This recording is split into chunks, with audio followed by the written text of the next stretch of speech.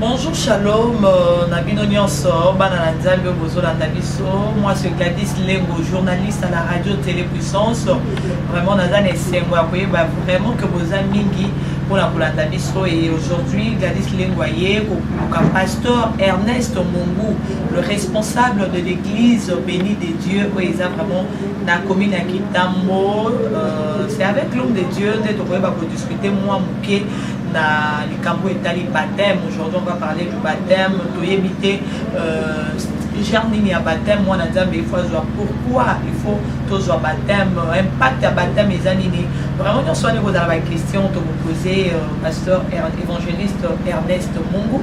Sans plus tarder, je passe la parole à l'homme de Dieu, pasteur Shalom. Oui, Shalom, Shalom. Nous sommes dans le monde entier. Nous avons Pasteur Ernest Mungu, donc de la baptême, baptême d'abord, la définition de la et les gars kolobani. Donc, baptême, c'est l'identification. Donc, baptême, on dit le grec, on dit le baptise. Baptise, c'est totale immersion. Donc, le baptême, c'est l'identification. C'est totale immersion. Or, immersion, c'est quelque chose dans. Quelque chose d'homme. Merci beaucoup pour la définition qui te voit baptême. Mais impact à baptême les années dans la vie à tout. Chrétien ou païen, impact à baptême les années dans la vie. Bon, impact à baptême, baptême est une alliance. Pour nous, ça la Nzambe. Donc pour dire que nous après si bon moyen na Nzambe, animiko. Tango la Nzambe elongo. Tango azozwa baptême eza ndoto bakamuta dindi na kati na mai abimi na kati na mai. Donc dinda wana c'est la mort pe ko bima sur la résurrection. Le tango azobima ezali mort ya vieil homme. Donc ba habitude, ba comportement, ba caractère. Et tango azobima ezali ko bima résurrection ya mutu ya sika. Ko abimi na kati na mai. Donc il y a une importance pour ma casse pour que ça l'alliance entre nous Nzambe. Et surtout que plus loin dans Luc chapitre 3, au moment où Jean-Baptiste a voulu baptiser Jésus, alors il a dit dans le c'est comment on a baptisé. Et Jésus a dit non, c'est que le baptiser là au Lilo Nzambe et Kokisama. Le pour dire que tout chrétien né de nouveau a saigné le cas de baptême. Tout ça un type boni à baptême. On a combien de types de baptême, pasteur Ernest? Oui, tout ça là. Deux types de baptême. Tu as le baptême, il y a la repentance. Où il y a un kati na mai, soukouki, abimi, mutu yasika. Puis tu as le baptême du feu. Où tu as le baptême du Saint-Esprit. Où il célèbre la vie de Jésus-Christ. Quand on a dindi na kati na mai, au Bimanaye, Saint-Esprit a quitté la forme de colombe. C'est le baptême du feu. C'est le baptême du Saint-Esprit. Donc, une fois dans la baptisée, il y a deux types. Oui. Baptisé du feu, pour le Saint-Esprit. Oui. Et puis, l'émergence à maille. L'émergence, c'est la repentance pour faire la nouvelle alliance. Merci beaucoup, pasteur Ernest Mungu. Ceux qui ont continué quand est-ce que chrétien, il y a baptisé à Minanouté, après côté les mains, côté Yaka, pour imposer pour ça la service, la délivrance, non baptisé. Bon, en réalité, au moment où Jésus-Christ a banni Camille, ça va conseil. Quand nous savons que passage, mais pour avoir un ministère,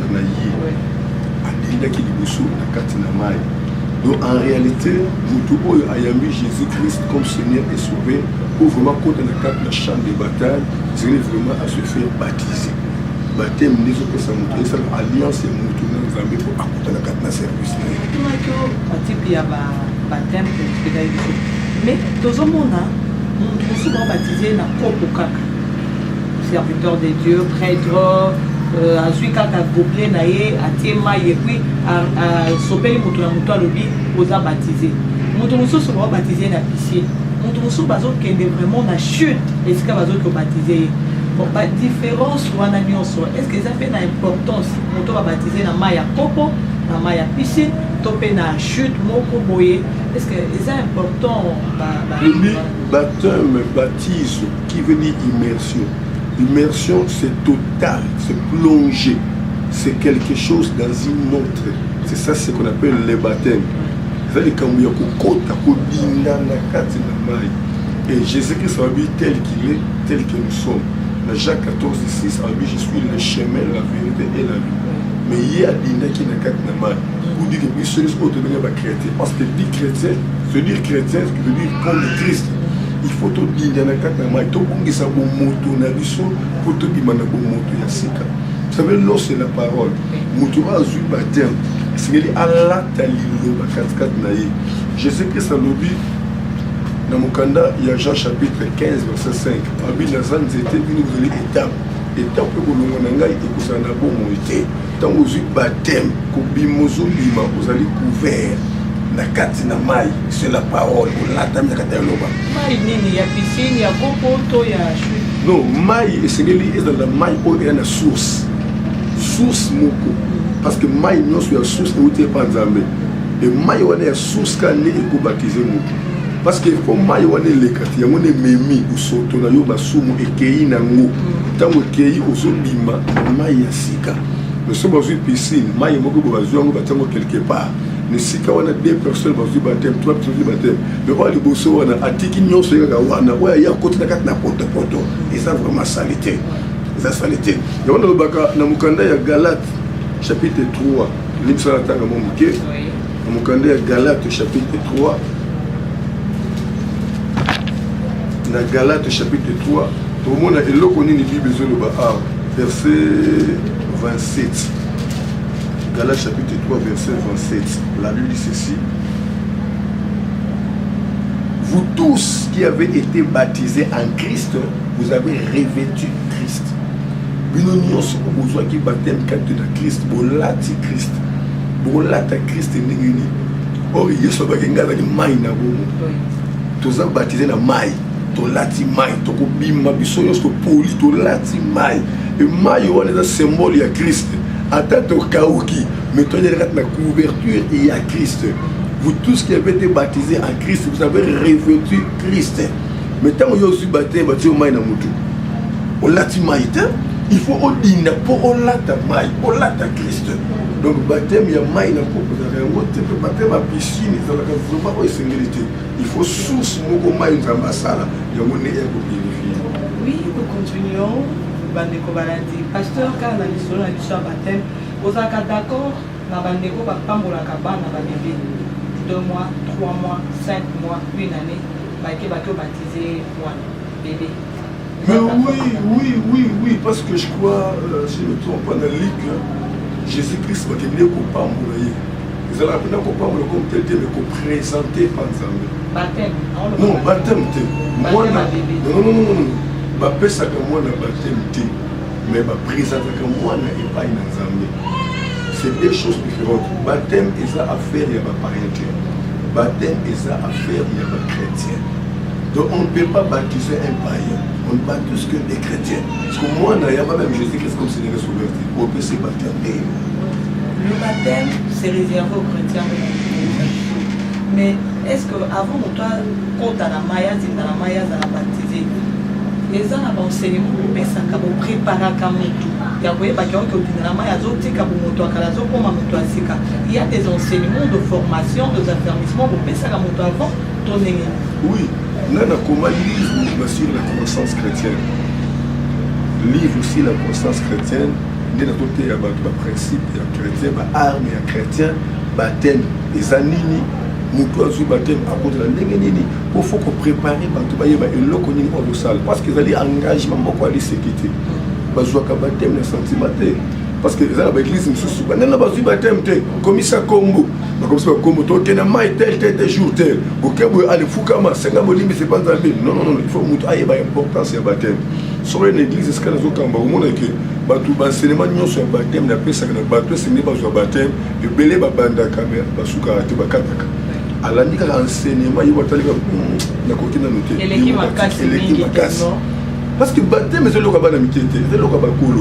Le baptême, c'est le baptême, c'est le baptême. So c'est dans Colossiens chapitre 3. Colossiens 3, 3.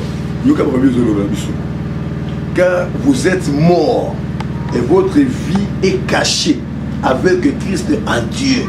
Donc, c'est synonyme de baptême. Vous êtes mort, votre vie est cachée en Christ avec Dieu. C'est déjà la mort. Vu aux autres bimanamai, ils ont vu un baptême 4-4 dans Christ et 4-4 dans Bonzamé. Donc, baptême, ils ont fait assurance de sécurité, ma casse. Il y a Moutouba, il y a Jésus-Christ comme Seigneur et Sauveur. Tant que vous baptême, ils ont fait assurance, il y a ma casse. Vous comprenez? Il y a Momoni, tant que Paul, tant que Pierre a été qui première prédication, après qu'on m'a dit Jésus, dans Actes chapitre 10, à partir de 43 verset. Bon, on a dit tant que Téi Liloba Nanzam, Batuba Yoki Liloba Ngouye Kiti, Batuba Limbala Moko Batema Saint-Esprit, on va parler en langue. Pierre a dit, ah, est-ce que bateau tout côté comme boy? Non, non, non, non. Le gars va yambi Yesu, va yambi Liloba, puis Ngouya Molim manifester, tout l'examen on a battu. Et on a séparé la première qui s'est bien équipé les gens jusqu'à la croisade de la salle qui bateau va lesquels ils sont bien riches, c'est qu'est-ce que c'est de sauver. Avec ce que nous sommes bis à minine, à qui nous comptons sur le baptême. Et après le baptême, on a kabolé la Bible. Après c'est la Bible. Peut à recommander bango bango baza pembeni l'église ba ya wala pour ba félicement ba misika à recommander l'église ba pembeni pour ba jusqu'au enseignement ba fanda 4-4 na bonzambe.